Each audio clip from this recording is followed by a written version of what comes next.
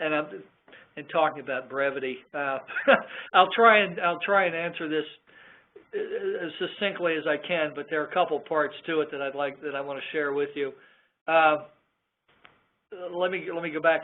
I was fortunate enough to be on a panel a year and a half ago with a couple reporters from the New York Times. They said something very interesting. They said, you know, we're really finding a lot of our the sources that we want to quote and the interesting people in our industries, we're finding them now by reading responses to our blog. And we may not read much of our email, which they don't.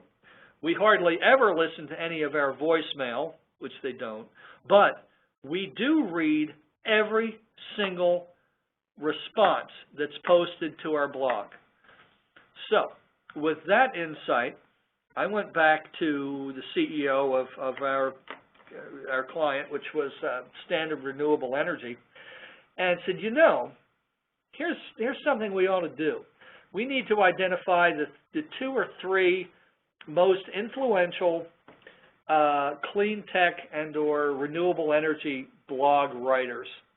We need to follow them, and we need to establish industry leadership for you by consistent communication and response to these blogs. So the one blog that we really went after was the New York Times, something called Green Inc., I-N-C.